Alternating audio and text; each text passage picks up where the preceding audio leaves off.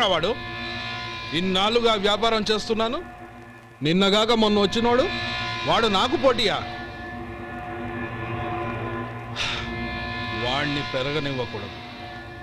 వాణ్ణి ఇక్కడికి రప్పించండి, నేను మాట్లాడతాను.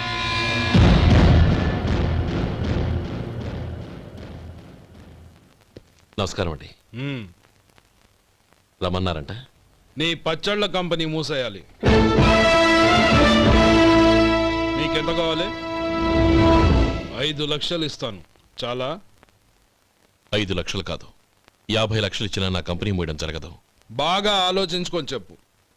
ఈ వ్యాపారంలో పుట్టి పెరిగినోడ్ని, నాతో పోటీ పడకు. నా చేతి కింద 6,000 మంది పనిచేస్తున్నారు. ఆంధ్ర మొత్తం నాకు బ్రాంచులు ఉన్నాయి. నేనే మార్కెటింగ్ చేయలేకపోతున్నాను. ఆఫ్టర్ ఆల్ ఒక కుటీర పరిశ్రమలా పెట్టుకొని నువ్వెలా మార్కెటింగ్ చేయగలవు? 6,000 మంది వర్కర్స్ని పెట్టుకుని ఆంధ్ర మొత్తం బ్రాంచీలున్న మీరే నా కంపెనీ చూసి భయపడుతున్నారంటే నా సరుకులో నాణ్యత ఉందనేగా. ఆ నాణ్యత ఉన్నంత వరకు నాకెవరూ పోటీ కాదు. ఈ ప్రపంచంలో నేను ఎక్కడైనా మార్కెట్ చేయగలను. వస్తాను.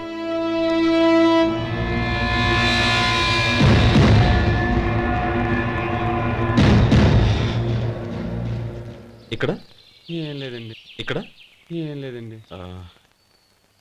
ఇప్పుడు ఊపిరి పీల్చి బిగ్బట్టు, నెమ్మదిగా వదిలి. ఓకే, లే, నెమ్మదిగా ఇలా వచ్చి కూర్చో. ఏం లేదు, మామూలు కడుపు నొప్పే. ఈ టాబ్లెట్స్ 3 రోజులు వాడు. ఎలా వాడాలో ఇందులో రాశాను. Token number 29. టౌన్ డాక్టర్ భయపెట్టేశాడు, ఆపరేషన్ అది ఇదని. కానీ ఈ డాక్టర్ బాబు ఏమీ లేదని చెప్పాడు. ఈ బాబు 10 కాలాల పాటు చల్లగా ఉండాల.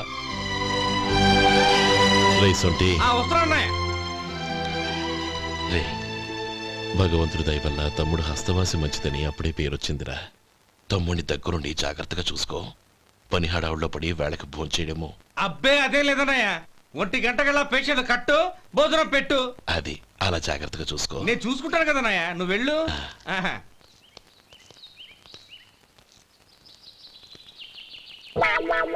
అయ్యో, ఏంటయ్యా ఉంటున్నాడా ఈ దెబ్బలు? ఏదైనా యాక్సిడెంటా? అదేం కాదండి, మరి గోరు కొరికినందుకు ఎలక్ట్రిక్ స్తంభానికి కట్టేసి ఇలా రక్తం వచ్చేలా కొట్టారండి. ఊరు కొరికినందుకు ఎలక్ట్రిక్ స్తంభాన్ని కట్టేసి ఇంతలా కొడతారా? వాళ్ళు అసలు మనుషులా, రాక్షసులా? చాలా థ్యాంక్స్ అండి. కనీసం మీరైనా అర్థం చేసుకున్నారు. వాళ్ళు అర్థం చేసుకోలేదండి.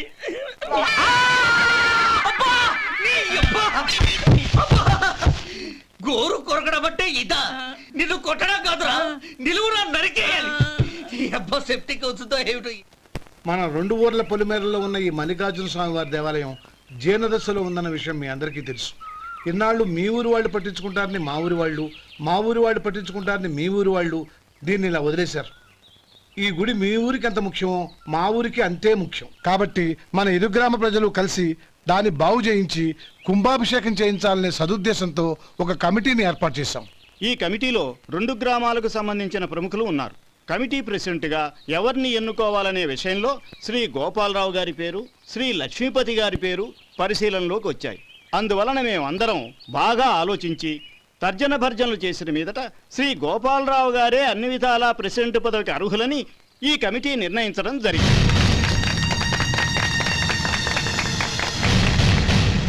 అంచేత ఈ ఉభయ గ్రామ ప్రజలు శ్రీ గోపాలరావు గారికి ఉదారంగా విరాళాలు అందజేసి ఈ శుభకార్యాన్ని జయప్రదం చేయవలసిందిగా కోరుతున్నాం. ఏంటి ఇంకా రాలేదా? ఏంటయ్యా, టైం 10 అవుతోంది. బోర్డు మీద 10 గంటలను రాసింది. మీ డాక్టర్ ఇంకా రాలేదు. అసలు మీ డాక్టర్ కి టైం సెన్స్, పంక్చువాలిటీ ఏమైనా ఉన్నాయా? ఇంతకీ మీరెవరండి? నేను డాక్టర్ అమ్మని. ఓహో, మీరు డాక్టరేనా? డాక్టర్ అంటే డాక్టర్ని కాదయ్యా, డాక్టర్ని చేసుకోబోయేదానని అర్థం. ఓహో, అవును, నువ్వెవరు? నేను ఇక్కడ టోకన్ ఇస్తూ ఉంటానులేండి. తప్పుకో, తప్పుకోవయ్యా. అవును, మీ డాక్టర్ కి ఎవరో అన్నయ్య ఉన్నాడంట కదా, ఎలాంటోడు? ఎలాంటోడంటే అదేనయ్యా, చాలా కోపిస్తని విన్నాను. ఎందుకని అడుగుతున్నారు? ఎందుకంటావేంటయ్యా? ఆ అన్నయ్య మాట వినగానే మీ డాక్టర్ గడగడా ఉణిగిపోతాడు. అసలు డాక్టర్ చదివే తమ్ముణ్ణి అలా భయపెట్టచ్చా? తప్పు కదా? తప్పేనండి. కానీ కానీ నాకు మీ డాక్టర్కి పెళ్ళవని ఆ అన్నయ్య సంగతి అప్పుడు చెప్తాను. ఏం చేస్తారండి? ఏం చేస్తానా, సంవత్సరం తిరగకుండానే కవల పిల్లల్ని కని వాళ్ళ అన్నయ్య చేతిలో పెడతాను. వాళ్ళకి 5 సంవత్సరాలు వచ్చేసరికి ఆయన్ని బాగా మొట్టికెళ్ళేస్తారు. అలా నా కసి తీర్చుకుంటాను. ఈ డాక్టర్ ఎప్పుడు వస్తాడో ఏంటో. అది సర్లే కానీ నువ్వు పని చేయి. ఆ, మీ డాక్టర్ రాగానే ఆ. నేను వచ్చి వెళ్ళానని చెప్పు. నేను అంటే ఓ, నా పేరు చెప్పలేదు కదా? నందిని. ఏం చెప్తావు? అదేనండి, నందిని గారు వచ్చి వెళ్ళారు అని చెప్తాను. గుడ్, పైకొస్తావు.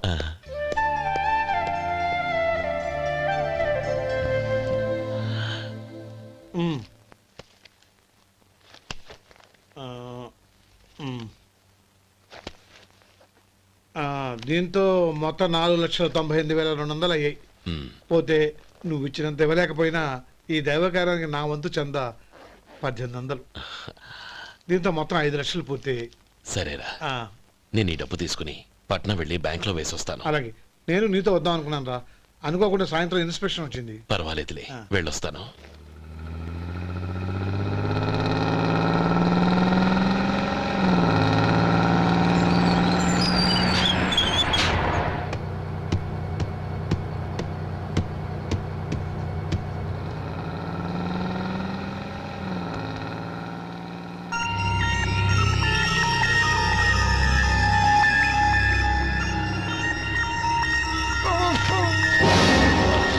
అయ్యో మూర్ఛ మూర్ఛ బసాపండి బసాపండి. ఇదిగోండి తాళం చేతులు గుర్తి. ఈ తాళాలు చేతిలో పెట్టండి. వీటి వల్ల ప్రయోజనం లేదు. నాలుగు ఖర్చుకోకుండా పళ్ళ మధ్య పెట్టడానికి గట్టిగా అది నోట్ అయిపోయి. ఇదిగో ఇది చూడండి.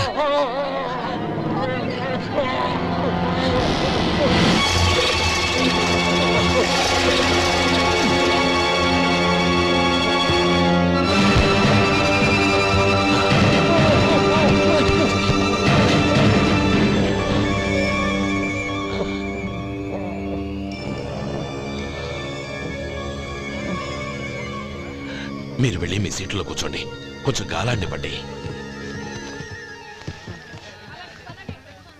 ఇప్పుడు ఎలా ఉంది బాబు? ఆ.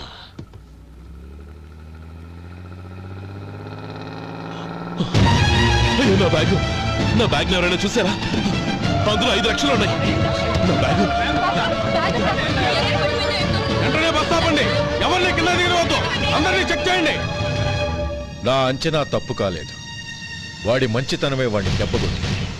మన వాళ్ళని పంపించి గుడి తాలూకు డబ్బు కొట్టేశాడని పోలీస్ కంప్లైంట్ ఇవ్వండి. ఇప్పుడు ఆ స్టేషన్లో ఎస్ఐ వాడి తమ్ముడే. వాడే వెళ్ళి వాడి అన్నయ్యని అరెస్ట్ చేసి వీధుల్లో నడిపించుకు తీసుకురావాలి. అది నేను కళ్ళారా చూడాలి, మనసారా సంతోషించాలి. అయ్యో గోపాలం గారు, గోపాలం గారు, మీరు దేవస్థానం సొమ్ము దొంగిలించారని ఎవరో పోలీస్ కంప్లైంట్ ఇచ్చారంట. మిమ్మల్ని అరెస్ట్ చేయడానికి మీ తమ్ముడు గారు వస్తున్నారు.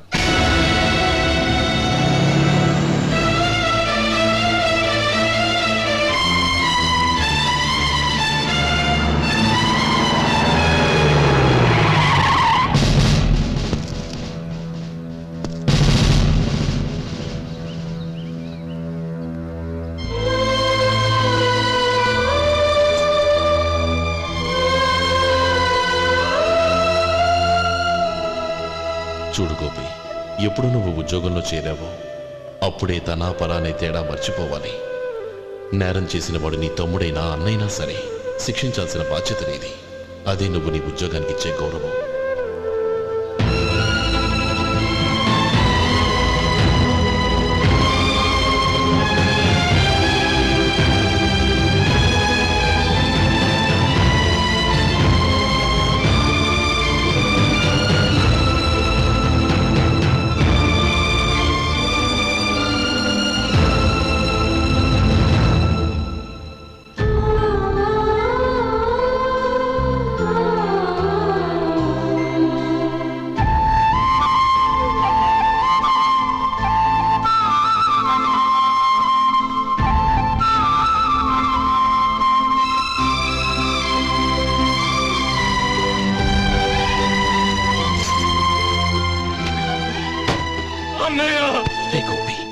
ఏమిట్రా ఇది?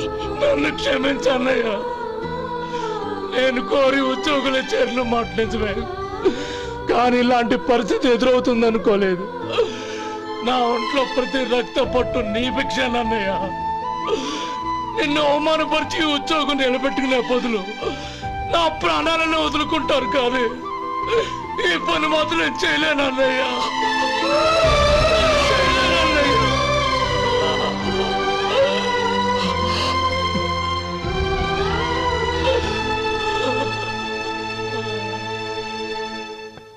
ఏరా, ఇన్నేళ్లు కష్టపడి సంపాదించిన ఉద్యోగానికి రాజీనామా చేస్తావా? కనీసం నీ పెళ్ళాం ఏమనుకుంటుందోనని ఆలోచించావా? ఇందులో అనుకోవడానికి ఏముంది మామగారు? ఎండనక వాననక కష్టపడి ఓ తండ్రి కంటే ఎక్కువగా ఈయన్ని పెంచి పెద్ద చేశారు బావగారు. అలాంటి దేవుణ్ణి అరెస్ట్ చేసే ఆ ఉద్యోగం ఈయనకు అవసరం లేదు. బాగుంది. అన్నకు తగ్గ తమ్ముడు, తమ్ముడికి తగ్గ పెళ్ళాం. సరే, మీ ఇష్టం. నానమ్మ, అన్నయ్యడి. నమస్కారం అండి.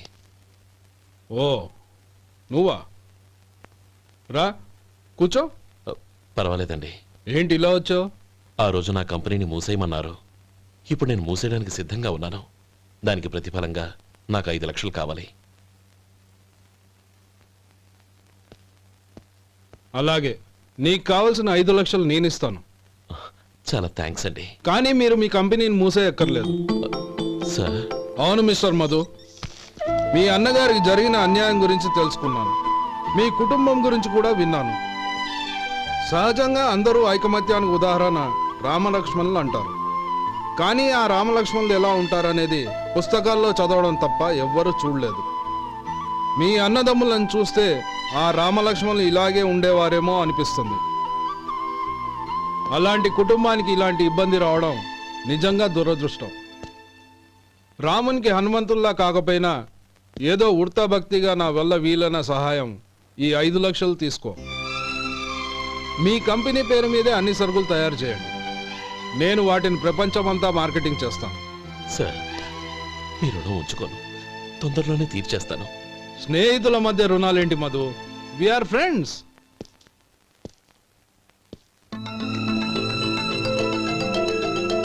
ఏంటే అక్కడ ఆగిపోయావు? రా. నువ్వు మీ అన్నయ్యని అరెస్ట్ చేయడానికి అట్టెళ్ళావు, ఆయన లొంగిపోవడానికి ఇటు వచ్చారు.